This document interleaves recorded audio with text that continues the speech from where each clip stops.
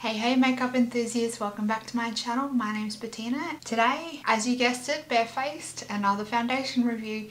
We are going to be reviewing the Marc Jacobs Remarkable Full Coverage Foundation. Now, I purchased this guy from Sephora Australia and it retails in Australia for $79. On the Sephora Australia website there is 22 different shades of this foundation. It comes in a box like this, so black and white packaging is quite typical for Marc Jacobs. It's very sleek, very classy, and then the bottle is like a frosted glass with a black lid. The one thing that is really bugging me about this foundation is that it's not actually a pump. It's one of those little dotter kind of like paddle kind of tools, so you're supposed to dot this on your face and then blend it out. That's the packaging. It's very like sturdy packaging. I will also mention that it is 22 mils or 0.75 fluid ounces for that $79. Marc Jacobs describes this as one of his more full coverage foundations, giving a flawless finish. It's described on the Sephora website as an innovative foundation that delivers more coverage with less foundation and lasts for up to 24 hours. Now, I don't think I'm going to be testing the 24-hour claim there because that's ridiculous that anyone would ever wear their foundation for 24 hours. Today, it'll probably be maybe 7 to 8, maybe 6 hours, depending on what time I go to bed tonight. It says that it gives flawless skin, full coverage, and it's a foundation concentrate, offers twice as much pigmentation as other leading full coverage foundations, but in an oil-free base that blends instantly across the complexion to completely cover pores, blemishes, and other imperfections with the thinnest possible layer. I'm going to be putting that to the test today because I do have a few red spots and pimples, so we're going to test that claim and see how well it goes over blemishes. It also is claiming that within this foundation there's more pigmentation than there is any other ingredient. So the pigment is the highest amount of concentrate, I guess you could say, from what I'm understanding, as opposed to anything else. The pigments are made from patented golden mica to give a complexion more radiant and natural looking glow. It's also saying that there's no parabens, so it's formulated without parabens, sulfates and phthalates. It's ideal for normal combination and oily skin. It does come with a little helpful sheet here. It does say on the sheet to apply a pump of the Marc Jacobs Coconut Face Primer. I don't have that. I've heard really bad things about that for oily skin, so I'm not going to try it.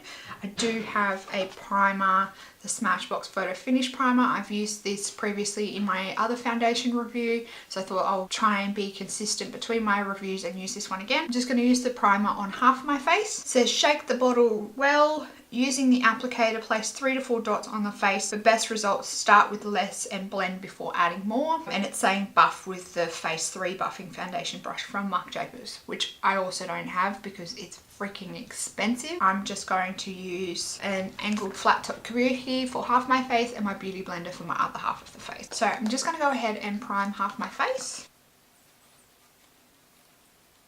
Because I don't like the idea of dotting foundation from the bottle with the little thing onto my face. Because I have acne, I don't want that bacteria transferring backwards and forwards to the bottle. So I'm going to dot it onto my metal palette as I normally do with my foundation. I usually pump it onto this and then I'll go in with my brush. I've only got like a tiny little bit there, 4 dots. I'll start with my brush. I'm going to do the brush on my primed side.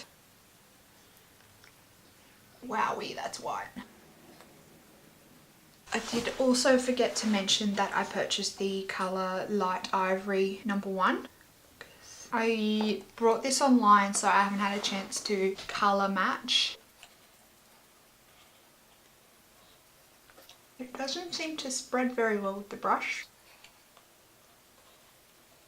It's definitely full coverage, I think, to an extent. I'm not sure how well it's going with texture though. That's half of my face done with primer and with foundation, and this is with nothing. That was 4 drops. That's probably maybe a bit too much to go in with for half my face. I've still got a little bit left here on my palette, and I'm just going to go with my beauty blender and see how far I can stretch this.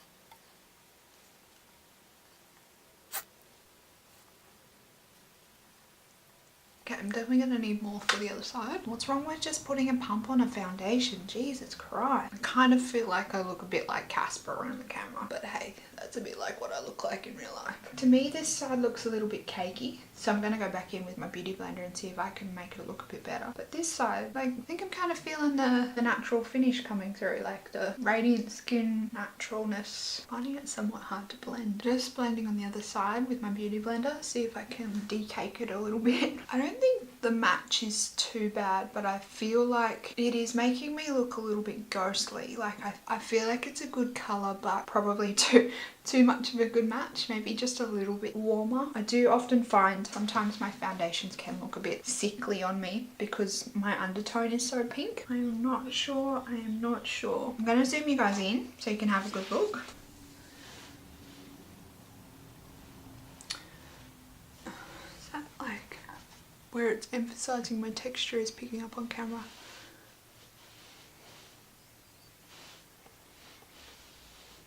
This is the no primer side,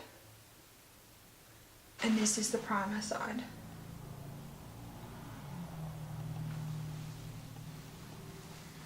So that's the foundation applied. It is currently 3:05 p.m. in the afternoon. I'm back, I've finished my makeup. I did use the Rimmel Stay Matte translucent powder to set my face. I'm gonna go about my day, well, go about the afternoon, and I will check back in. It is looking pretty full coverage, pretty flawless, I think. I'm just a bit concerned about when you look up close, the texture and how that's going to wear throughout the day as my skin starts producing oil. I'll check back in and we'll see how it goes with managing my natural oils that come through. As I'm back, so it's 9:07 p.m. I've had this foundation on for 6 hours now. I think it's looking really good actually. I'm very impressed with how it's looking after the 6-hour mark. I would typically wear a foundation for 8+ hours a day. Usually when they get to this point, they're not going to get any worse in my opinion. Like once they reach the 6-hour mark, they usually stay how they look at that point for the rest of the day. I am looking pretty oily when I look close up, but it hasn't broken the foundation down, which is what I'm looking for. I don't mind the shine, it's just when the foundation starts breaking apart and getting patchy, that's when I don't like it. I still think it's looking pretty fantastic. I think it's looking really nice. On camera, it does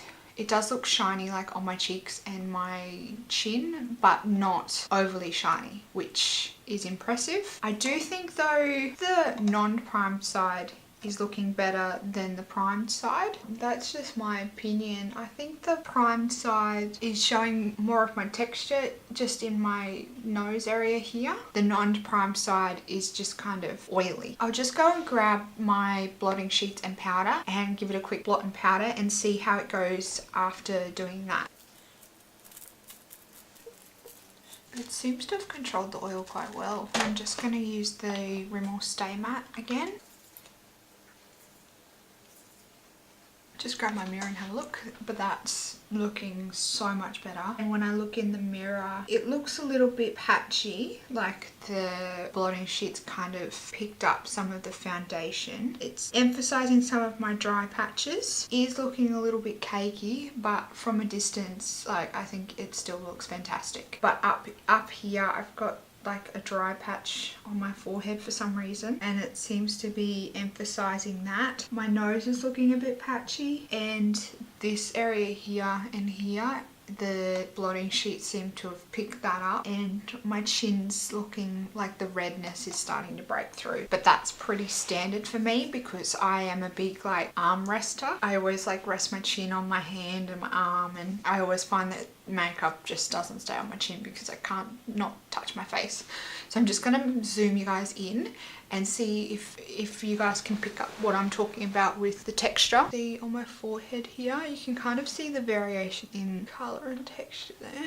Yeah, there you go. You can see the texture that it's emphasizing there. My nose, as you can see, I look a little bit Rudolphy because it's rubbed off the tip of my nose there. On my chin, just the few spots that I have are starting to peek through at the 6-hour mark. It's not terrible, and I am still pretty impressed with how it's looking. I'll just go over with my beauty blender and see if that'll fix it up at all. Well, that's how it's looking on my skin. Do I think this foundation is worth $79? I don't think it is, to be honest. When comparing this to the Ordinary foundation, when I compare this to the Ordinary foundation, I think this one is better, but I don't think it's better for the price. The Ordinary foundation's only $12.90 Australian. This is $79 Australian. For the price, they're on par.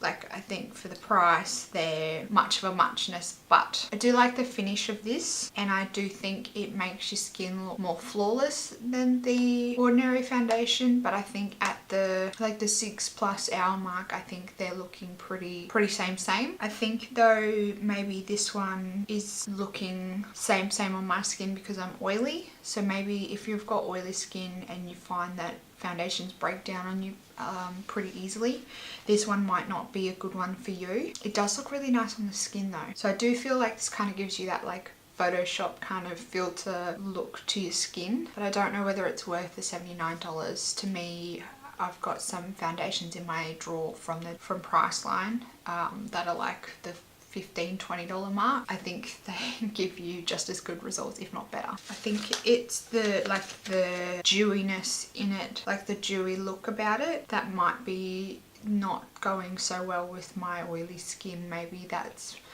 why it's breaking down. On camera it looks really nice. Like, I do really like how it looks on camera. Would I repurchase it? I don't think I would. Based on my thoughts now, I don't think I would, but I probably would give a different Marc Jacobs foundation a try, because I am quite impressed with how good my skin looked at the start when I first put it on. The glass bottle, yes, it's not good for traveling, but it does look really nice. It does look really classy, really chic. I guess that's probably where most of the $79 is going. I hate this packaging. I wish they just put a pump on it. Like, I just wish they'd put a pump. It's so stupid. I would definitely recommend, for those that want to try this foundation, don't dot it on your face. Get a metal palette like I have, or a glass palette, whatever you want to, and put it on there first, and then dip your beauty blender on that. Don't be dipping this straight on your face, otherwise it's going to go off really quickly. If you have any more questions, be sure to ask them down in the comments box down below. If you liked this video, give it a thumbs up. If you've tried this foundation, let me know what you thought. If you want to see videos from me again, click the subscribe button. Thanks for watching, and I'll catch you next time, guys. Bye!